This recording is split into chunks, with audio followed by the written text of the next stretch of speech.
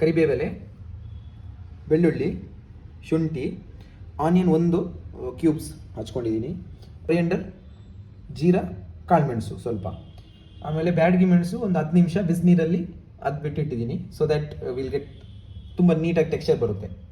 Okay, ಬಾಂಗ್ಡಾ 5 ತೊಗೊಂಡಿದ್ದೀನಿ, ನೀಟಾಗಿ marinate ಮಾಡಿ ಹಾಫ್ ಆನ್ ಅವರ್ ಇಟ್ಟಿದ್ದೀನಿ ವಿತ್ ಸಾಲ್ಟ್ ಆ್ಯಂಡ್ ಟರ್ಮರಿಕ್. ಇದು ಹುಣಸೆ ಹುಳಿ ರಸ.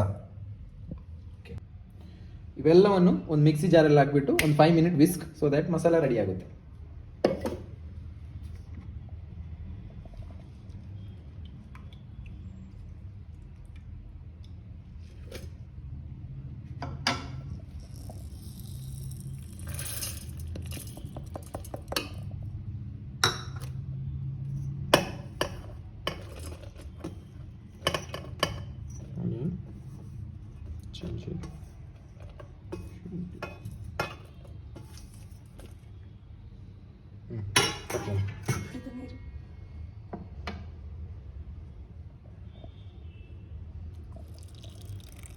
पूरा बॉटल.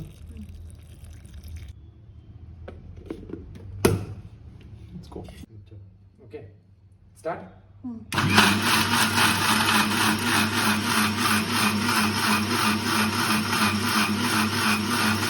ಆಲ್ಮೋಸ್ಟ್ ಫೈನ್ ಪೇಸ್ಟ್ ಆಗಿದೆ. ಸೊ ಇವಾಗ ಸಾಲ್ಟ್ ಆ್ಯಡ್ ಮಾಡ್ಕೊಳ್ಳೋಣ. Salt can be added early, but ನಾನು ಮಿಸ್ ಮಾಡಿಕೊಂಡೆ, so I am adding it right now.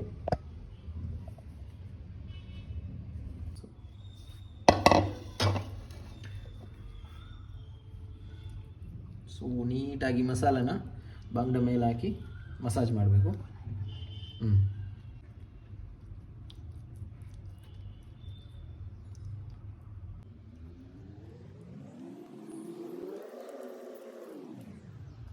Okay, ನೀಟಾಗಿ ಮ್ಯಾರಿನೇಟ್ ಆಗಿದೆ, ಮಸಾಲ ಜೊತೆ ಫುಲ್ ಕೋಟಿಂಗ್ ಆಗಿದೆ.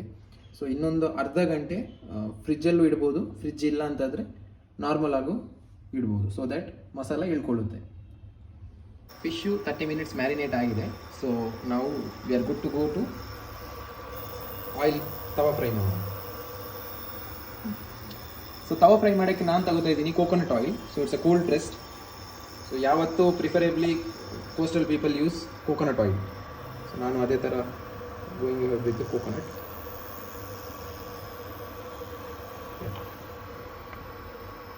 ಕ್ವೈಟ್ ಅಮೌಂಟ್ ಆಫ್ ಆಯಿಲ್ ತಗೋಬೋದು. ಆಯಿಲ್ ಬಿಸಿ ಆಗ್ತಾ ಇದೆ. ಬಿಸಿ ಆದ ನಂತರ 1 by 1 ಬಾಂಗ್ಡನ ತವದ ಮೇಲೆ ಮಲಗಿಸ್ಬಿಡೋದು ಅಷ್ಟೇ.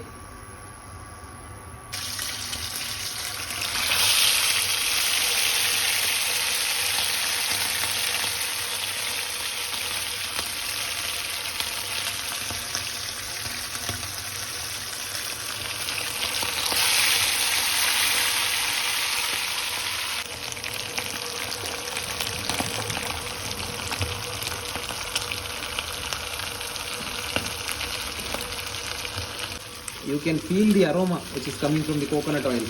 ವೀಡಿಯೋದಲ್ಲಂತೂ ಗೊತ್ತಾಗಲ್ಲ, ನೀವು ಮನೆಯಲ್ಲಿ ಮಾಡಿದ್ರೇ ನಿಮಗೆ ಗೊತ್ತಾಗುತ್ತೆ.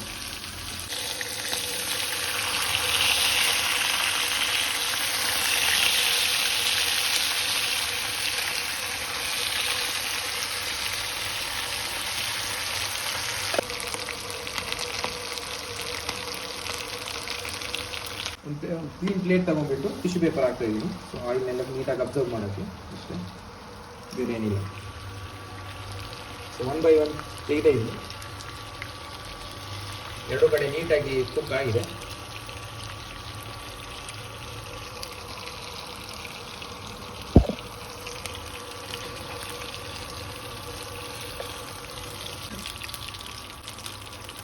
ಸೊ ಇಲ್ಲಿ ತವಾ ಫ್ರೈ ರೆಡಿ ಆಗಿದೆ, but it's not the end.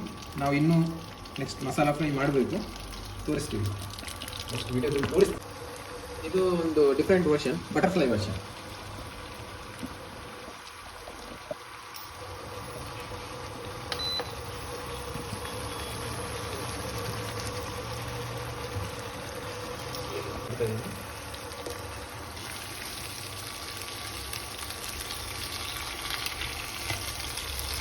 ಇದು ಒಂದು ಡಿಫ್ರೆಂಟ್ ಈ ಥರ ಆಗುತ್ತೆ ಬ್ಯಾಚುಲರ್ ಕಿಚನಲ್ಲಿ.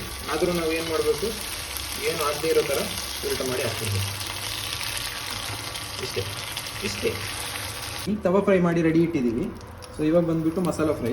ಸೊ ನಾನು ಅದೇ ಎಣ್ಣೆಗೆ ಜಸ್ಟ್ ಎಕ್ಸ್ಟ್ರಾ ಆಯಿಲ್ ತಗೋತಾ ಇಲ್ಲ. ಸೊ ಅದೇ ಎಣ್ಣೆಗೆ ಕರಿಬೇವಿನ ಸೊಪ್ಪು ಹಾಕ್ತಾಯಿದ್ದೀನಿ.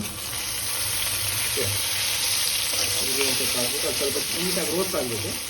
ಅದ್ರ ಮೇಲೆ ನಾನು ಏನು ಹಾಕ್ತಾಯಿದ್ದೀನಿ, ನಾವು 4 ಸ್ಪೂನ್ ತೆಗೆದು ಇಟ್ಟಿರೋಂಥ ಮಸಾಲ. ಓಕೆ, ನಿಮಗೆ ಇದು ಮಾಡಿಬಿಟ್ಟು ಫ್ರಿಜ್ಜಲ್ಲೂ ಇಡ್ಬೋದು ಫಾರ್ ಅ ವೀಕ್, ಇದು ಏನೂ ಆಗಲ್ಲ.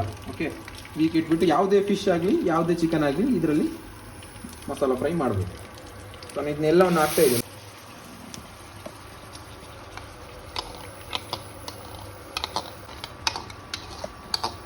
So this is very important part. Masala ಯಾವತ್ತೂ ಹಾಫ್ ಕುಕ್ ಆಗಬಾರ್ದು, ನೀಟಾಗಿ ರೋಸ್ಟ್ ಮಾಡಬೇಕು. ಎಷ್ಟು ನೀಟಾಗಿ ರೋಸ್ಟ್ ಮಾಡಿದ್ರೆ ಅಷ್ಟು ಟೇಸ್ಟ್ ಚೆನ್ನಾಗಿ ಬರುತ್ತೆ. ಓಕೆ, ಕೊಕೊನಟ್ ಆಯಿಲ್ ಬಿಡೋವರೆಗೂ ಮಸಾಲ ರೋಸ್ಟ್ ಮಾಡ್ತಾ ಇರಬೇಕು.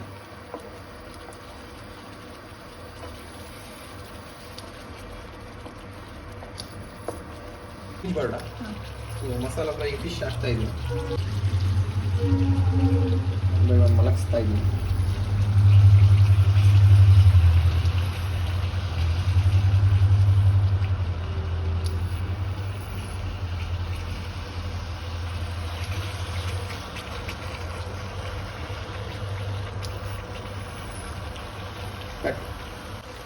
ಮಸಾಲನ್ನು ನೀಟಾಗಿ ಫಿಶ್ ಮೇಲೆ ಸ್ಪ್ರೆಡ್ ಮಾಡಬೇಕು. ಫಿಶ್ ತುಂಬ ಡೆಲಿಕೇಟ್ ಇರುತ್ತೆ, ಜಾಸ್ತಿ ಇದು ಮಾಡೋಕ್ಕೆ ಹೋಗ್ಬಾರ್ದು.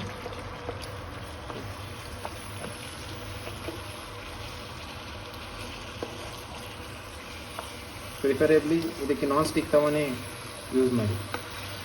ಓಕೆ, ಇನ್ನೂ ಸ್ಪೂನ್ನ ಹೆಲ್ಪ್ ತಗೊಂಡು ಮಗಿಸ್ತಾ ಇದ್ದೀನಿ. ಫಸ್ಟ್ ಟೈಮ್ ಮಾಡ್ತಾ ಇರೋದು, ಸೊ ಹಂಗಾಗಿ ನೀವು ಸ್ವಲ್ಪ ಇದೆಲ್ಲ ಆಗ್ಬೋದು, ಕಟ್ ಆಗ್ಬೋದು, ಸ್ವಲ್ಪ ತುಂಬ ಕಟ್ ಆಗ್ಬೋದು.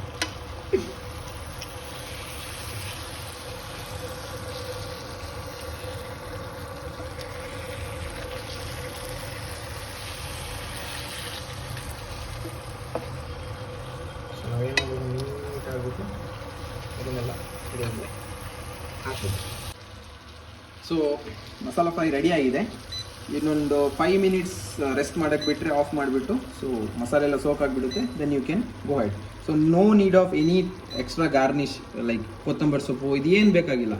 So it's a authentic coastal style bangda masala fry. Here you go.